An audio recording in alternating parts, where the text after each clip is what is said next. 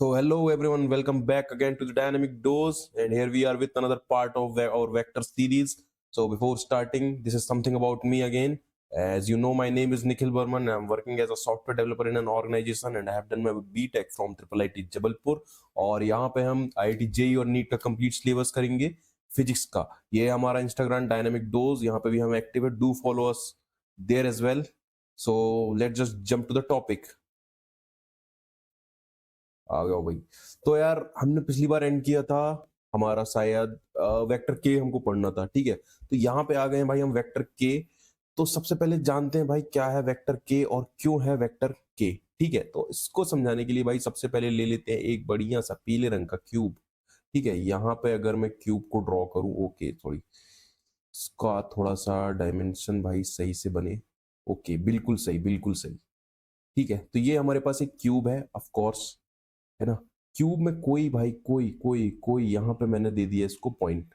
ठीक है, अब अगर मैं किसी ऑब्जर्वर को ये बोलूं कि भाई ये ऑब्जर्व करो ये पॉइंट पी, ये पॉइंट जो पी बना हुआ है, ठीक है, ये कहाँ पे है कहाँ पे है. ठीक है, अगर क्यूब की मैं साइड बोल दूं ना, वैसे ये क्यूब है भाई, है ना. ठीक है, अगर आपको भले देखने में ऐसा दिख रहा है कुछ छोटा बड़ा, लेकिन इसकी साइड ए है. ठीक है, और सबको पता है ये एक्स एक्सिस है. एक्स एक्सिस हम आई कैप से डायरेक्शन इसकी शो करते हैं, वाई एक्सिस की हम जे कैप से डायरेक्शन शो करते हैं. ठीक है, तो भाई ए. अब कोई भी मेरा भाई, अगर इसको भी छोड़ो, यहाँ पे पी पॉइंट को यहाँ पे नहीं लेते हम, थोड़ा सा ए को भी इंक्लूड करना है हमको, तो पी पॉइंट को हम लेते हैं यहाँ पे. अगर मेरा पॉइंट पी यहाँ पे है, ठीक है, और मैं किसी से बोलूं भाई पी की पोजीशन को थोड़ा सा बता दो मुझे. ठीक है, तो पी को मैंने ऑब्जर्वर को मैंने यहाँ खड़ा कर रखा है भाई. ये खड़ा हुआ है भाई ऑब्जर्वर. ऑब्जर्वर थर्ड एम्पायर हमारा. थर्ड एम्पायर यहाँ पे खड़ा है. थर्ड एम्पायर को देखने पे दिख रहा, अच्छा, तो ये इसकी क्या बताएगा भाई, खुद से बोलेगा कि कितनी दूर है ये यहाँ पे. ठीक है, तो ये बोल देगा भाई मुझसे ये ए डिस्टेंस आई कैप डायरेक्शन में है, इस डायरेक्शन में. ठीक है, अपने सामने. और बोलेगा ऊपर, थोड़ा ऊपर भी है, तो बोलेगा मुझसे ए ऊपर है ना. ऑब्जर्वर को भी हम थोड़ा सा उठा के प्लेस करते हैं. इसको ओ सॉरी सॉरी सॉरी सॉरी, इसको फिर से बना देते हैं, रुको. ठीक है, तो फिर आपको बहुत ही अच्छे से ये चीज समझ में आएगी. ओरिजिन पे ही रख देता हूं मैं. ठीक है, तो ये मेरा ओरिजिन है और ओरिजिन पे ही मेरा ऑब्जर्वर खड़ा है. ऑब्जर्वर देख रहा है आई कैप की डायरेक्शन में. ठीक है, तो आई कैप की डायरेक्शन में अगर ये देख रहा है तो बोलेगा भाई मुझसे आई कैप मेरे ए डिस्टेंस पे आई कैप डायरेक्शन में है, मुझसे ऊपर ए है जे कैप की डायरेक्शन में. लेकिन भाई अब इसको ये भी तो बताना है कितनी गहराई पे है. ठीक है, कोई भी बॉडी ना स्पेस में जब आप लेते हो, तो सिर्फ उसकी लंबाई चौड़ाई नहीं होती, उसकी गहराई भी होती है. यहाँ पे कुछ है क्या मेरे पास ऐसा ऐसा ऐसा ऐसा. ठीक है ठीक है, पेन भी ले लेते हैं, तो पेन की भी तो भाई एक मोटाई होती है ना, इसकी सिर्फ लंबाई बस तो होती नहीं है. ठीक है, इसमें भी रेडियस होता है. This is not a good example. ठीक है, इसको लेते हैं, इसको ये देखो ये. ठीक है, तो इसको देखो यहाँ पे, ये है मेरे पास एक भाई गोजो सातुरो है ये. ठीक है, तो इसकी कुछ चौड़ाई है, और यहां से अगर मैं देखूंगा ये, इसको भी तो बोलते हैं मोटाई. ठीक है, इधर से गहराई. यही है भाई हमारी थर्ड एक्सिस, यही है हमारी थर्ड एक्सिस. ठीक है, तो अगर इस बंदे को बताना है कि ये पॉइंट पी कहाँ है, मुझसे ये पॉइंट पी कहाँ पे है, यहाँ कहीं पे. ठीक है, ये यहाँ कहीं पे है, तो ये बोलेगा कि भाई पहले ए इधर पे जाओ. ठीक है, अगर इसको बोलो भाई तुम पी पॉइंट तक पहुंच के बताओ, तो कैसे करके पहुंचेगा ये. सबसे पहले ये ए इधर आएगा, ठीक है, आई कैप डायरेक्शन में. फिर ये ए इधर जाएगा जे कैप डायरेक्शन में. ठीक है, आई कैप. अब इसे इसे भाई अंदर भी जाना पड़ेगा, अंदर अंदर. मेरा पॉइंट पी कहाँ पे है, यहाँ पे है. थोड़ा सा इसको देखो, मिटा के मैं दिखाता हूँ. ठीक है, मेरा पॉइंट पी कहाँ पे रखा हुआ भाई, अंदर पे है. अंदर पे है पॉइंट पी, यहाँ पे. ठीक है, तो ये बोलेगा भाई अब तुम अंदर की डायरेक्शन में भी जाओ, अंदर की डायरेक्शन में ए.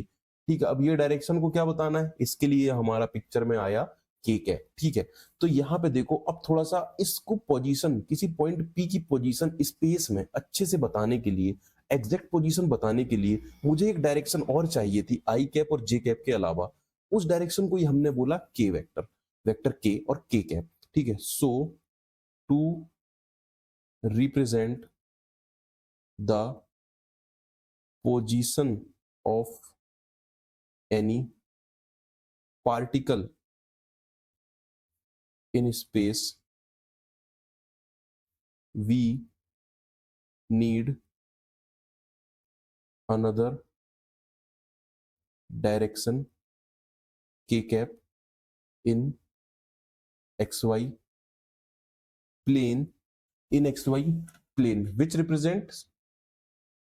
which will represent the depth, गहराई, गहराई ही तो बता रहा है ना ये, depth of the depth of the particle. ठीक है, समझ गए भाई साहब? मुझे लगता है काफी अच्छे से मैंने समझाने की कोशिश करी इसे। ठीक है, अगर इस बंदे को भाई पी तक पहुंचना है तो सबसे पहले तो यहाँ आना पड़ेगा ए, फिर उसको ऊपर की डायरेक्शन में जाना पड़ेगा ये, अब अंदर भी तो जाना पड़ेगा, अंदर की डायरेक्शन में जाना पड़ेगा। तो अगर मैं इस यहाँ जो आया है ये चल के अपने सामने, इसको मैं आई कैप बोल दूं, ऊपर की डायरेक्शन में जे कैप बोल दूं, तो अंदर की डायरेक्शन में जो गया है उसे हम के कैप बोलेंगे। काफी अच्छे से समझ में आ गया। ठीक है, ठीक है भाई, ऑफ द पार्टिकल। ठीक है, तो डेप्थ को रिप्रेजेंट अगर हमको करना है तो तो हमको एक और विमा चाहिए होगी, एक और डायरेक्शन चाहिए होगी जिसे हम बोलेंगे के कैप। ठीक है, वेक्टर के हमारा पिक्चर में यहां से आता है। ठीक है भाई, तो के मुझे लगता है कि अब अच्छे से हर कोई समझ चुका है। अब जब हम पहले बताते थे ना, जब हम एक्स वाई प्लेन में लेते हैं तो किसी भी पॉइंट को कैसे बोलते हैं, जैसे ओरिजिन है तो 0 0 बोल देते हैं। अब यहाँ पे तीसरा जाएगा 0 0 0। यहाँ पे जो ये पॉइंट है इसको मैं क्या बोल सकता हूँ, जीरो, नहीं नहीं नहीं, ए 0 एंड 0। ठीक है, और ऐसे ही बाकी सबको करा जा सकता है। आगे बढ़ते हैं भाई, यहां देखते हैं डिस्प्लेसमेंट वेक्टर। ठीक है, डिस्प्लेसमेंट वेक्टर बहुत ही बढ़िया चीज है। डिस्प्लेसमेंट वेक्टर क्यों पढ़ना जरूरी है, ताकि आप अच्छा सा कोई कलर ले लिया जाए यार इसके लिए, बढ़िया सा, फिर कोऑर्डिनेट एक्सिस को बनाते हैं अपन। Yellow colour would be more visible. ठीक है, तो यहाँ पे देखो, अगर अगर ये मेरे पास डिस्प्लेसमेंट वेक्टर मुझे आपको बताना है, ठीक है, तो मैं यहाँ पे कुछ ऐसे पॉइंट्स ले लेता हूँ और एक ये ले लेता हूँ। ठीक है, अब एक बात बताओ, सबसे पहले डिस्प्लेसमेंट वेक्टर को समझो। कोई बंदा है भाई, वो यहाँ पे था किसी किसी टाइम पे, ठीक है, इसको मैं बोल देता हूँ P1, पोजीशन 1 पे था। और कोई बंदा चला गया, ये मेरा ओरिजिन है। ठीक है, ओरिजिन से मैं वेक्टर्स बताता हूँ भाई, इनके लिए मैं वेक्टर लिख सकता हूँ। ये चला गया P2 पे, जब वो P1 पे था ना तो था vector A. Of course vector A था, किसी डायरेक्शन में था, स्पेसिफिक डायरेक्शन, कोई एंगल बन रहा होगा यहाँ पे थीटा, थीटा 1 बन रहा होगा, इसका कुछ मैग्नीट्यूड रहा होगा। ठीक है, यहाँ पे आ गया, ये बन गया भाई वेक्टर बी। पोजीशन पी पे है ना, अब ये ओरिजिन से यहाँ से अलग कोई एंगल थीटा 2 बता रहा है, इसका मैग्नीट्यूड भी बदल चुका है और पोजीशन P2 पे ये आ चुका है। अब मुझे ना डिस्प्लेसमेंट अगर बताना है कि भाई क्या डिस्प्लेसमेंट हुआ यहाँ पे, कितना इनका, तो इन दोनों पॉइंट्स को अगर मैं मैच बस करा दूं, अगर इन दोनों पॉइंट को मैं मैच बस करा दूं, यहाँ पे देखो, तो ये होगा इनका डिस्प्लेसमेंट वेक्टर। ठीक है, तो ये होगा आर डिस्प्लेसमेंट वेक्टर। यहाँ पे आर में लिख सकता हूं भाई vector B minus vector A. Subtraction of vector में पढ़ा चुका हूं। ठीक है, आई होप सबको पता होगा। तो डिस्प्लेसमेंट वेक्टर बेसिकली क्या रिप्रेजेंट कर रहा है, पोजीशन में चेंज। ठीक है, पोजीशन में चेंज, कभी ये P1 में था और कभी ये P2 में आ गया। ठीक है, तो पोजीशन में क्या चेंज हुआ, उसका वेक्टर। ठीक है, पोजीशन में जो चेंजेस आए हैं ना, उसका जो वेक्टर है, ठीक है, उसी को बोलते हैं हम डिस्प्लेसमेंट वेक्टर, जिसको जो है यहाँ पे आर। ठीक है यार, बहुत ही बढ़िया। ठीक है, तो इसकी थोड़ी सी डेफिनेशन लिखते हैं। if a particle moves from position P1 to position P2, the vector represents the change in position, the change in position is called displacement vector।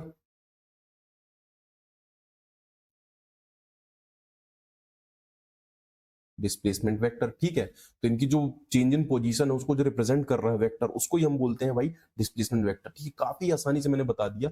अब यार थोड़ी सा एक एग्जांपल देख लो, छोटा सा एग्जांपल देख लेते हैं अपन, है ना। इसी का एग्जांपल मैं अगर यहाँ पे लिख दूं, एक मेरे पास भाई R1 वेक्टर है, R1 वेक्टर है मेरे पास 4j cap plus 3k cap. ठीक है, 4j कैप और 3k कैप भाई हर कोई समझ रहा है कैसा होता होगा स्पेस में। ठीक है, बहुत बार मैंने बना के समझाने की कोशिश की है। और एक R2 उसकी फाइनल पोजीशन जो है वो है मेरे पास 12i कैप।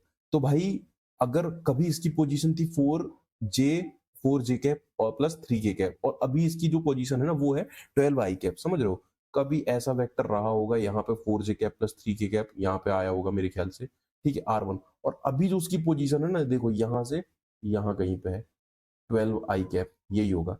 तो वो पूछ रहा है ये जो डिस्प्लेसमेंट वेक्टर है इसको लाल कलर से बनाते हैं भाई, ठीक है, ये जो वेक्टर है ना ये ये वेक्टर रिजल्टेंट आर फाइनल, ये क्या है भाई, बहुत ही आर सॉरी आर डी लिखेंगे इसको हम,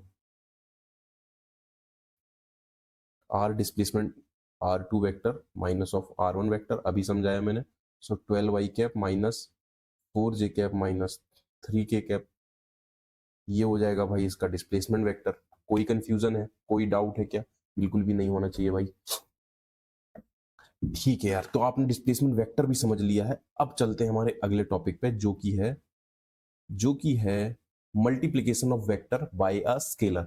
ठीक है, बहुत कोई बड़ी चीज नहीं है यार। देखो मल्टीप्लीकेशन ऑफ वेक्टर ना, इसको ना ऐसे करके समझते हो अपन। देखो अगर मैं बोलूं यहाँ पे, ठीक है, नॉर्थ की डायरेक्शन में, इसको हम नॉर्थ डायरेक्शन ही बोलते हैं, ठीक है, एंड मतलब इसको जे कैप से वैसे शो करते हो अपन, लेकिन नॉर्थ समझो इसको।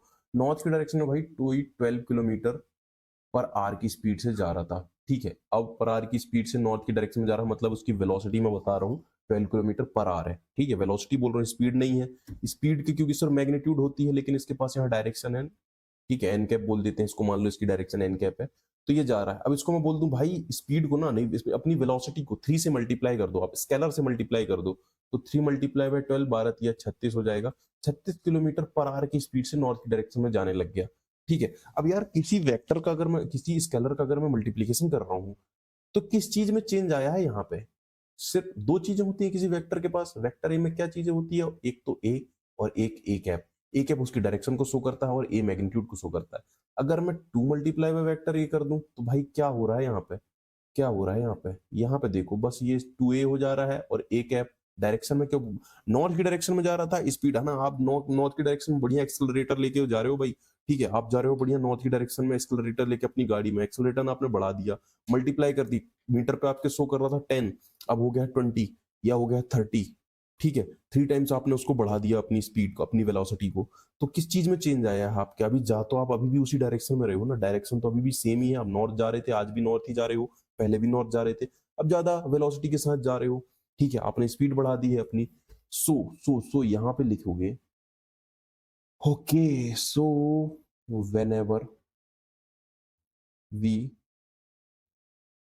Multiply any vector with any scalar, the magnitude of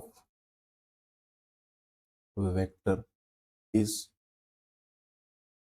changed, but direction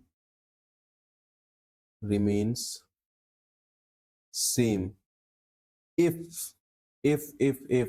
अब कोई बताएगा भाई यहाँ पे if क्यों है? if इसलिए है, if इसलिए है कि if the scalar is positive, if it is negative, if it is negative, the direction will be reversed. समझ रहे हो? डायरेक्शन चेंज हो जाएगी। एग्जांपल देखो, अगर मेरे पास 3i कैप है, इसको मैं, इसे मैं दो बार, देखो अब मेरे पास a है, मेरे पास 2, और b है मेरे पास -1, ठीक है। तो 3i कैप मल्टीप्लाई बाय अगर मैं 2 करूंगा ना, तो 6i कैप हो जाएगा, ठीक है। इसी डायरेक्शन में, आई कैप की डायरेक्शन में अभी भी थे, अब बस मैग्नीट्यूड बदल गया। लेकिन अगर 3i कैप मल्टीप्लाई बाय -1 करूंगा, तो डायरेक्शन ये हो जाएगी भाई, डायरेक्शन ये हो जाएगी, मैग्नीट्यूड अभी भी 3 है, मैग्नीट्यूड अभी भी 3 है, ठीक है। मल्टीप्लाई बाय -1 करने पे, नेगेटिव से अगर मल्टीप्लाई करोगे ना, direction minus of I cap हो जाएगी अब, ठीक है। तो अगर पॉजिटिव है कोई स्केलर और उससे आप मल्टीप्लाई कर रहे हो, तो डायरेक्शन में कोई फर्क नहीं आएगा, सिर्फ मैग्नीट्यूड चेंज होगा। लेकिन अगर कोई वेक्टर नेगेटिव है और उससे मल्टीप्लाई कर रहे हो, तो डेफिनेटली उसकी डायरेक्शन रिवर्स हो जाने वाली है, ठीक है भाई। नेगेटिव पीपल ब्रिंग्स नेगेटिविटी, ठीक है, अपने जैसा बना देते हैं वो। तो नेगेटिविटी से दूर रहना है भाई हमको, पॉजिटिविटी के साथ कोर्स को करना है, आगे बढ़ना है ना। चलो यार, अब देखते हैं अगला टॉपिक क्या हमारे लिए। By by by, dot product और स्केलर प्रोडक्ट, डॉट प्रोडक्ट और स्केलर प्रोडक्ट ऑफ वेक्टर्स, ठीक है। यहां देख लो सबसे पहले डॉट प्रोडक्ट, ठीक है। तो डॉट प्रोडक्ट स्केलर प्रोडक्ट पता है क्यों कह रहे हैं? क्योंकि इसका जो प्रोडक्ट मिलेगा अपने को, जो रिजल्टेंट मिलेगा, जो रिजल्ट मिलेगा, क्योंकि result is going to be a scalar, scalar ही मिलेगा भाई, डॉट प्रोडक्ट करने से ना स्केलर ही मिलता है ना। ठीक है, तो let's take two vectors, vector A and vector B having an angle in between, ठीक है, इन दोनों के बीच में थीटा एंगल है, वेक्टर ए है हमारे पास और वेक्टर बी है जिनके बीच में थीटा एंगल है। So the product, so the product of these two, of these two will be, क्या होगा भाई, अगर vector A dot vector B कर दूं मैं ना, तो मिलता है A B cos theta, A B cos theta, और डायरेक्शन होगी नहीं क्योंकि पहले ही बता दिया है, स्केलर प्रोडक्ट बोलते हैं इसको, स्केलर प्रोडक्ट बोलते हैं। इसका मतलब समझ रहे हो आप, अगर कोई वेक्टर ए है और कोई वेक्टर बी है जिन दोनों के बीच में एंगल थीटा है, जिन दोनों के बीच में एंगल थीटा है, तो उनका जो प्रोडक्ट मिलेगा वो एक स्केलर क्वांटिटी मिलेगी, स्केलर क्वांटिटी मिलेगी जो ये है, जो ये लिखी हुई है भाई सफेद डब्बे के अंदर, A B cos theta, A B cos theta. ठीक है भाई, अब इतना तो समझ में आ गया कि प्रोडक्ट ये होता है। सर कुछ एग्जांपल देके बताओ। एग्जांपल भी देंगे, बिल्कुल देंगे यार। सबसे पहले ये देखो कि एक कोऑर्डिनेट एक्सिस के लिए मैं एक एग्जांपल देता हूँ, ठीक है। आई कैप एक वेक्टर होता है, जे कैप यूनिट वेक्टर होता है, के कैप जेड की डायरेक्शन में यूनिट वेक्टर होता है, ठीक है। मैंने यहाँ पे लिखा, मैंने बोला भाई आई और आई का मल्टीप्लाई कर दो, एक काम करो आई और आई का मल्टीप्लाई कर दो, ठीक है। तो इधर ही से, यहाँ से ही स्टार्ट कर लेते हैं भाई, हम यहाँ से ही स्टार्ट कर लेते हैं, हमारे जो एग्जांपल्स का सिलसिला है, ई जी, ई जी, ठीक है। आई डॉट आई बता दो, आई डॉट आई। अब इधर पे बताओ, जब मैंने वेक्टर ए यहाँ पे लिखा है ए और बी, ए और बी किस चीज को रिप्रेजेंट करते हैं, मैग्नीट्यूड को, कई बार बता चुका हूं मैं। मॉड ए लिखा हो या फिर सिर्फ अल्फाबेट लिखा है, उसके ऊपर कैप नहीं लगा है, तो वो सिर्फ मैग्नीट्यूड को रिप्रेजेंट करता है। तो आई और आई ये तो यूनिट वेक्टर है, तो मतलब 1 मल्टीप्लाई बाय 1 ही होगा, ठीक है। और कॉस, अब एक बात बताओ यार, आई कैप इस डायरेक्शन में है, ये भी आई कैप इस डायरेक्शन में है, इन दोनों के बीच में क्या एंगल देख पा रहा हूँ, पैरेलल है एकदम, जीरो भाई, जीरो तो एंगल देख पा रहा हूं मैं। लगा दूंगा मैं थीटा, थीटा मतलब 0 डिग्री, कॉस 0 होता है 1, ये क्या नहीं होगा 1। वैसे ही आई डॉट जे कैप आप देखो, ठीक है, इनको मिटा देते हैं अपन, काफी सारे एग्जांपल बनाने के लिए जगह हो गई भाई हमारे पास अब, ठीक है। ये हो गया भाई मेरा जे वेक्टर, ये हो गया मेरा आई वेक्टर, इन दोनों के बीच में है एंगल 90 डिग्री। अभी भी मैग्नीट्यूड तो इनका 1 ही 1 रहेगा, एक यूनिट है, लेकिन अगर कॉस 90 डिग्री लिख दूं जो कि होता है 0, तो सीधी सी बात है, हो जाएगा 0।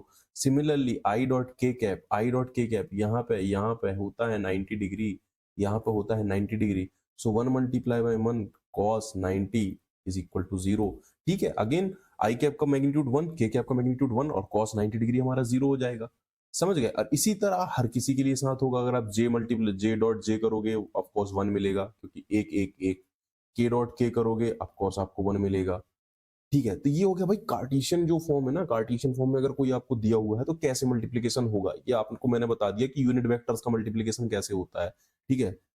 चलो भाई बहुत बढ़िया सर।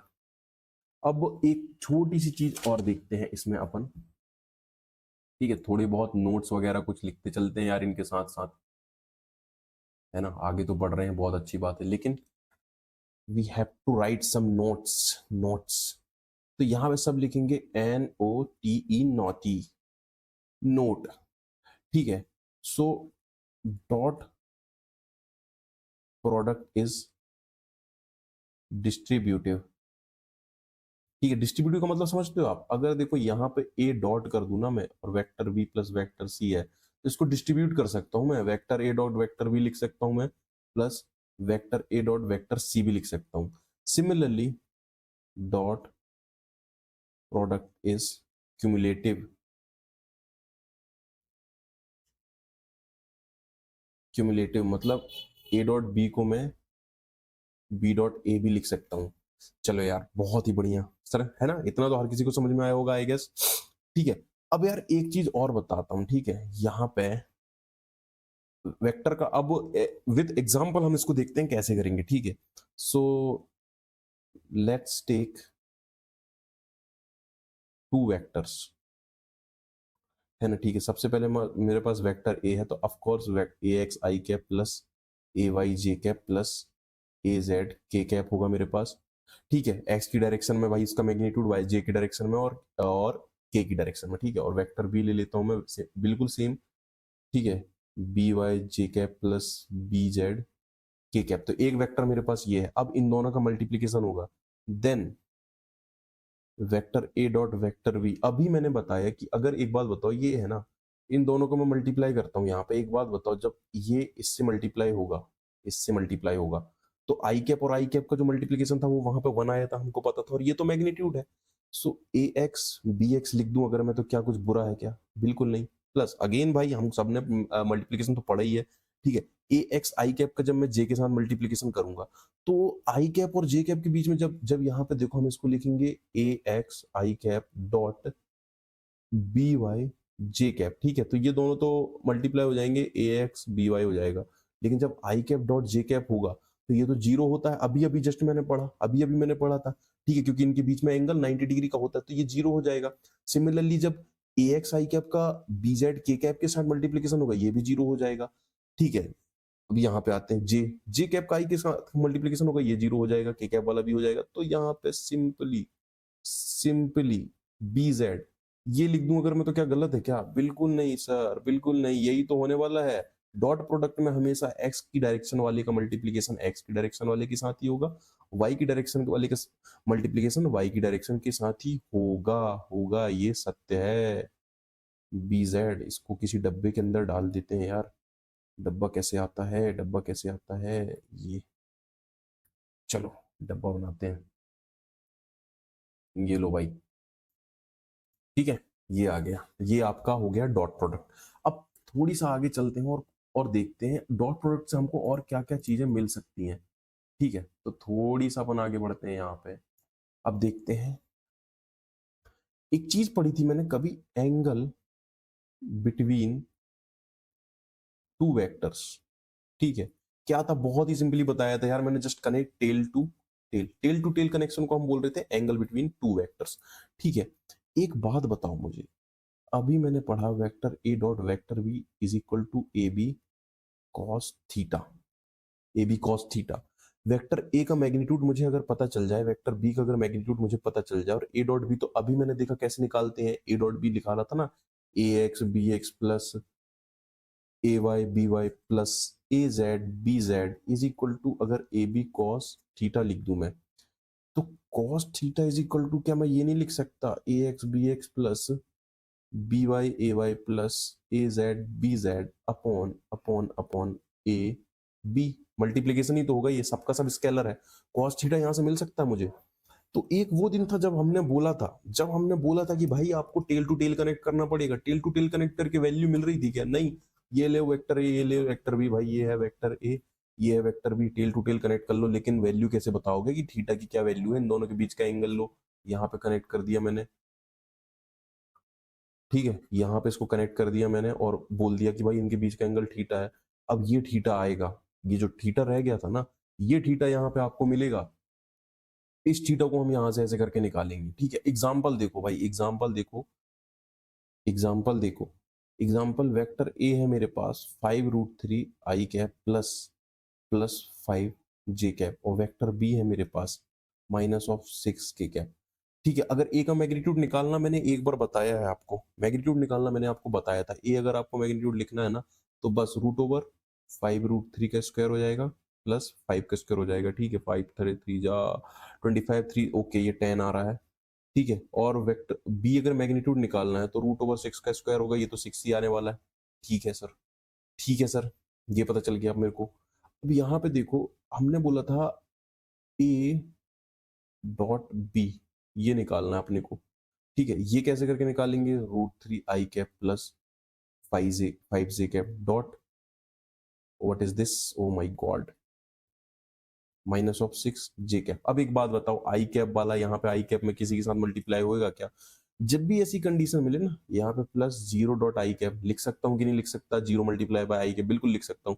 आई कैप वाला ही आई कैप के साथ मल्टीप्लाई होगा और जो कि 0 बना देगा, ठीक है। जे कैप वाला ही जे कैप के साथ मल्टीप्लाई करना अपने को, अभी हमने पढ़ा था A X A Y B Y, ठीक है। यहाँ पे 5 multiply by 6 that is equal to -30 आ रहा है मेरा, -30 आ रहा है, बिल्कुल सर आ रहा है।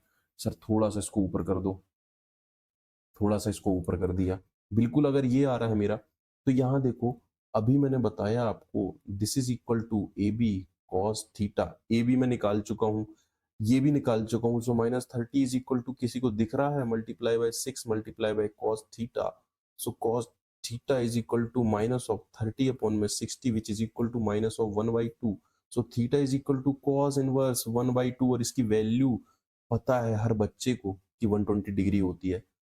थीटा की वैल्यू निकाल ली है भाई आपने। कभी हम बोलते थे कि थीटा अगर दो वेक्टर्स के बीच में हमको चाहिए तो बस भाई टेल टू टेल कनेक्ट कर दो, लेकिन वैल्यू नहीं बता पाते थे हम, ठीक है, वेक्टर ए और वेक्टर बी।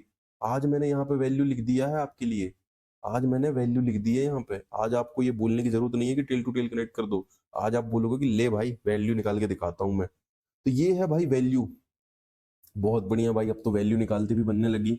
एक जमाना था, ठीक है, और आज का जमाना है वैल्यू लिख के बताते हैं हम।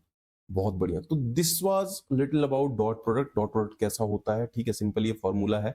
मेन चीज तो यही है जो आपको याद रखनी चाहिए, A B cos theta. Physics में हमारे इतना ही काम आएगा, बाकी का जो जो वेक्टर का डॉट प्रोडक्ट है यार, वो मैथ्स में काफी बड़ा एक पार्ट वो कवर करता है, वो मैथ्स की बातें हैं, वो हम यहाँ नहीं करेंगे। हम पढ़ रहे हैं फिजिक्स, तो हम फिजिक्स पे ध्यान देंगे। ये वाला एग्जांपल जस्ट मैंने अभी आपको बताया, यहाँ पे कुछ ज्यादा अच्छे से समझाया था। जैसे देखो 5√3 आई कैप था, तो ये इधर पे 5√3 आई कैप आ गया मेरा, 5j कैप है तो ये मेरा 5j कैप है, ठीक है। इन दोनों का रिजल्टेंट ये वेक्टर लिखा हुआ है, इन दोनों का एडिशन करके बनाया गया है। और एक ये जो वेक्टर है ना यहाँ पे, ये है मेरा वेक्टर बी। ओ बेसिकली ये माइनस डायरेक्शन में, तो इस डायरेक्शन में आएगा ये, तो यहाँ पे जाएगा -6, ये हो जाएगा vector B. A dot B कैसे करके निकालना है अभी मैंने आपको बता दिया है, तो ये एग्जाम्पल चाहे तो नोट कर सकते हैं। अब हम बढ़ते हैं आगे। Cross product of two vectors और it is a vector product. Why it is a vector product? क्योंकि जो प्रोडक्ट है ना, ये रिजल्ट है, रिजल्ट हमें वेक्टर मिलेगा, वेक्टर मिलेगा। अब रिजल्ट में वेक्टर मिलने वाला है तो भाई वेक्टर प्रोडक्ट हो गया ये। चलो भाई बहुत ही बढ़िया, क्रॉस प्रोडक्ट देख लेते हैं कैसे करते हैं। Let's have two vectors again, जैसा अभी होता आया है, vector A and vector B, है ना, ठीक है। Having an angle theta between them, of course यार सेम चीज है, having an angle theta in between, so the cross product of these two cross this is equal to AB sine theta. But अभी मैंने क्या चीज बोली आपको, अभी मैंने क्या चीज बोली, रिजल्टेंट वेक्टर होगा। और वेक्टर में भाई बता बता के मैं हो चुका हूं परेशान कि हमारे पास दो चीजें होती हैं, हमारे पास मैग्नीट्यूड तो होता ही होता है, लेकिन एक डायरेक्शन भी होती है, जिसको मैं यहाँ पर बोल देता हूँ एन कैप। एन कैप किसी डायरेक्शन की, डायरेक्शन में ही होगा, वेक्टर है अगर उसका, तो अगर मैग्नीट्यूड है तो डायरेक्शन भी होगा ही होगा भाई, तभी वो वेक्टर कहलाएगा। तो ये हो गया, है ना, ठीक है, एन कैप, है ना, ठीक है। V, oh my god, V की स्पेलिंग गलत लिख दी यार। Okay, we can get N cap और direction of the cross product by using right hand thumb rule.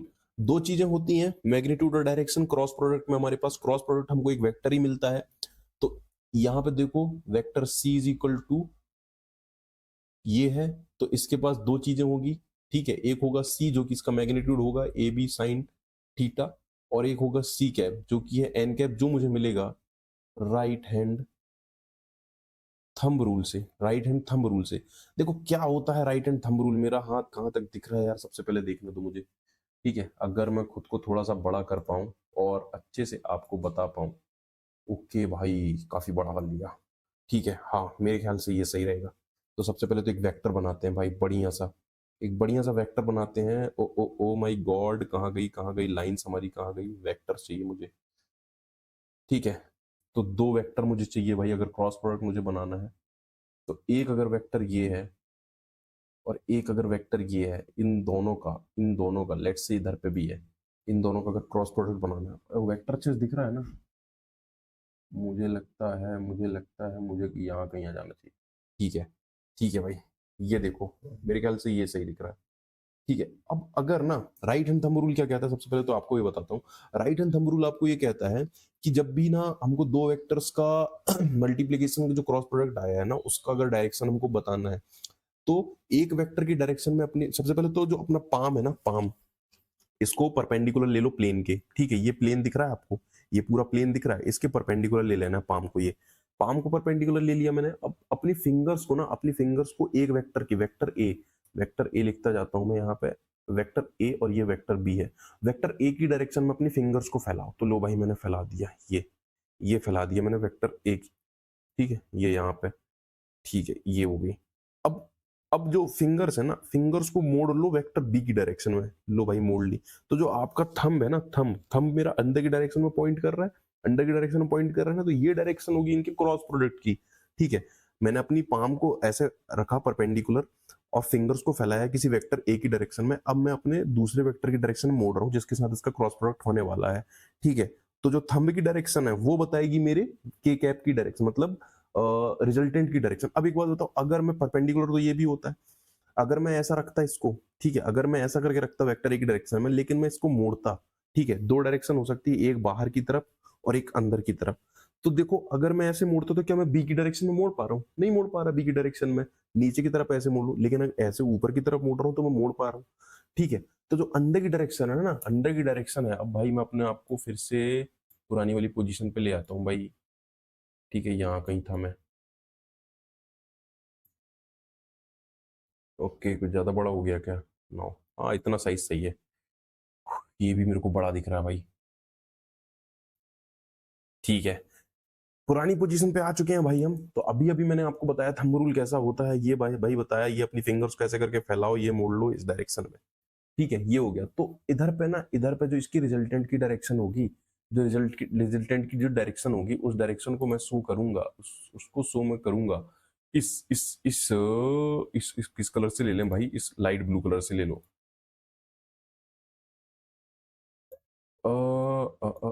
रुको रुको रुको भाई भाई भाई, ऐसे, ऐसे बहुत बढ़िया भाई।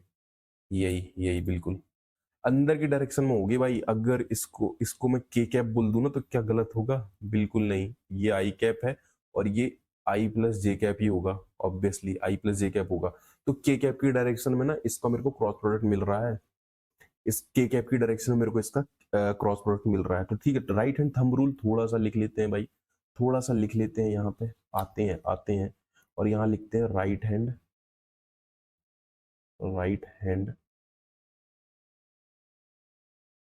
Thumb rule. क्या कहता है राइट हैंड थंब रूल? अभी मैंने बताया कि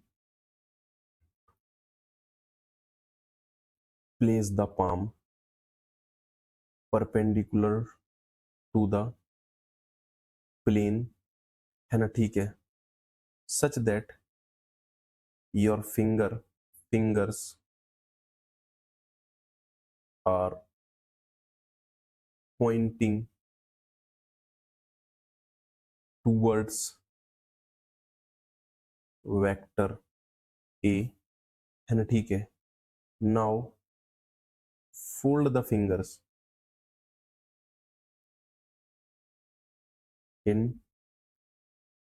direction of vector B, है ना? ठीक है, वेक्टर B, है ना? ठीक है, now the of thumb direction of thumb, थोड़ा सा भाई ऊपर चले जाओ आप,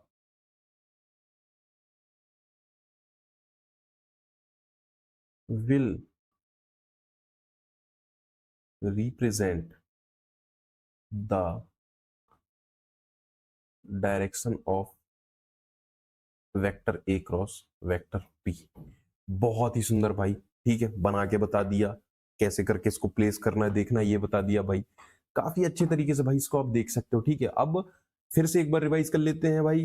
वे जो क्रॉस प्रोडक्ट होता है हमारा एक वेक्टर प्रोडक्ट होता है, क्योंकि हमको यहाँ जो रिजल्टेंट मिलता है वो वेक्टर होता है। अगर हमारा वेक्टर सी है तो वेक्टर सी के पास दो चीजें होंगी, उसका मैग्नीट्यूड जो कि ए बी साइन थीटा होगा, थीटा वेक्टर ए और वेक्टर बी के बीच का जो एंगल होगा उसको हम थीटा बोल देंगे।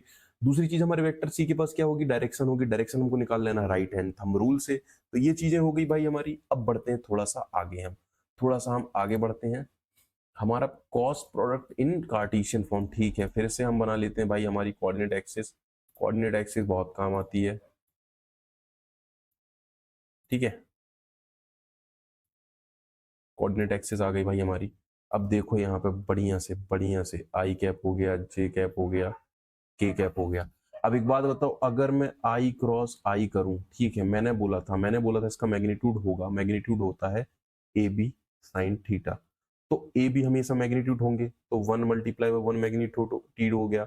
और अभी बताया था मैंने कि आई और आई के बीच में जो एंगल होगा ना वो होगा 0 डिग्री का। साइन जीरो क्या होता है, हर किसी को पता है, जीरो होता है, ठीक है। बढ़िया। अब आई क्रॉस जे अगर करूं तो अगेन भाई ये 1 होगा, ये 1 होगा, लेकिन यहाँ पे आई और जे के बीच में एंगल कितना है, 90 डिग्री सर, 90 डिग्री। तो ये आ जाएगा 1, आ गया 1, ठीक है 1। अब इसकी डायरेक्शन भी तो चाहिए अपने को, 1 तो अभी वो मिला है, ठीक है। मैं फिर से भाई थंब रूल लगाऊंगा अपना। थंब रूल मेरा क्या कहेगा कि मैंने ये कर दिया आई की डायरेक्शन में, इसको मोड़ दिया, तो मेरे अंदर की डायरेक्शन में, मतलब अंदर की डायरेक्शन में होती है माइनस ऑफ के कैप, लेकिन के कैप ही हम इसको बोलेंगे। तो के कैप की डायरेक्शन में हमको क्या मिल जाएगा, इसका मैग्नीट्यूड, ठीक है। अब इसका ना ऐसे ही आप सबके लिए लिख सकते हो। देखो यहाँ पे आई क्रॉस ये हो गया, आई क्रॉस के कर दो भाई आप, आई क्रॉस के। इसकी एक शॉर्ट ट्रिक होती है, यहाँ पे देखो सब, यहाँ पे इस जगह पे अगर मैं यहाँ पे आई लिख दूं, यहाँ पे जे लिख दूं, यहाँ पे के लिख दूं, और इसको ना एक सर्कल में ऐसे ऐसे और ऐसे बता दूं, ठीक है। तो अब देखना, देखो आई और जे का अगर मैं क्रॉस प्रोडक्ट करूंगा ना तो मेरे को मिल जाएगा वेक्टर के। वेक्टर के क्यों मिल जाएगा, ये 1 मल्टीप्लाई होकर के मिल जाएगा, के कैप मिल जाएगा मुझे। एक तो यूनिट वेक्टर है ऑफ कोर्स, उसका मैग्नीट्यूड तो एक ही होना है, ठीक है। ठीक है, आई और जे का आपने किया तो आपको के मिल गया।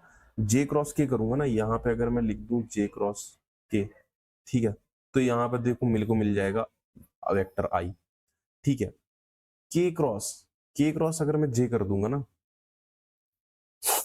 जे क्रॉस के क्रॉस, ठीक है ठीक है ठीक है ठीक है ठीक है ठीक है, के क्रॉस अगर मैं जे कर दूंगा ना तो मुझको मिल जाएगा आई कैप। अगर मैं रिवर्स डायरेक्शन में जाता हूँ ना, रिवर्स डायरेक्शन में जे क्रॉस अगर मैं जे कैप क्रॉस के कैप कर दूंगा ना, तब मुझे मिलेगा माइनस ऑफ आई।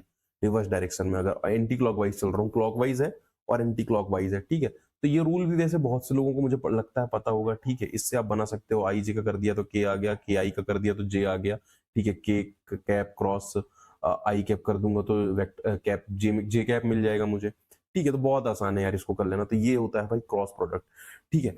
अब एक बार फिर से देख लेते हैं, एंड जैसा हमने पिछली बार देखी थी एक चीज है कि let's take two vectors, vector A and vector B. Again vector A क्या होगा मेरा, A X I cap plus A Y J cap plus A Z K cap. Again vector B क्या होगा, B X I cap plus B Y J cap plus B Z K cap, ठीक है। थोड़ा सा फिर से भाई इसको ऊपर करते हैं हम। चलो भाई बढ़िया, मुझे लगता है पिछली चीजें सारा किसी ने लिख ली होगी। अब अगर मैं vector A cross vector B करूँ ना यार, थोड़ा सा ना यहाँ पे इसको इस तरीके से कर पाना कि पहले ए एक्स क्रॉस है ना ये करो, बी एक्स करो, फिर डायरेक्शंस देखो, फिर इन सबके साथ करो, थोड़ा मुश्किल होता है। तो एक आता है मैट्रिक्स लॉ, ठीक है। मैट्रिक्स लॉ, मैट्रिक्स देखा था ना, मैट्रिक्स मूवी आई थी एक, उसमें ये लॉ बताया है। अरे भाई मजाक कर रहा हूँ। अगर यहाँ पे माइनस जे और के कैप लिख दो ना आप, और वेक्टर ए के लिए यहाँ पे ए X B Y, sorry A Y A Z, इसको मिटा के फिर से लिख देते हैं। यहाँ पे A Y A Z B X B Y B Z अगर लिख दो तो देखो ए वाई बी जेड यहाँ पे ऐसे मल्टीप्लाई होगा, फिर इसका मल्टीप्लाई होगा, ठीक है। ए जेड बी वाई आई कैप, ये डायरेक्शन आई थी ना आई। मैट्रिक्स सॉल्व करना आई गैस आता होगा हर किसी को, अगर किसी को नहीं आता है तो कमेंट में जरूर बता देना, मैं इसके लिए एक अलग से वैल्यू एक वीडियो बना दूंगा, ठीक है। तो उसमें ये चीजें कवर हो जाएगी हमारी। अगेन इसके लिए अपन सॉल्व करेंगे तो हमको मिल जाएगा A X B Z minus of A Z B Y plus K cap में लिख दूंगा यहाँ पे, और के कैप के लिए मुझे मिल जाएगा A X B Y minus of A Y B Y. ठीक है, तो ये हो जाएगा मेरा vector A cross vector B. ओह, इस तरीके से आप निकाल सकते हो, है ना। अगर आपको दो वेक्टर दिए हो ए और बी, तो उनकी क्या जो मैग्नीट्यूड आने वाला है, ये चीज आप यहाँ से बता सकते हो। ठीक, और इस वीडियो में इतना ही, और थोड़ी सी चीजें बची हैं बस वेक्टर में, वो मैं अगले वीडियो में कवर कर दूंगा। And I hope you are liking the course, you are liking this series, this vector series, है ना। तो मिलते हैं अगले वीडियो पे, तब तक के लिए do subscribe our channel, and again this is something about me, please देखते जाओ इसको भी, है ना। और definitely follow us on Instagram, यहाँ पे हमारा इंस्टाग्राम दिया हुआ है, प्लीज फॉलो करो। Thank you.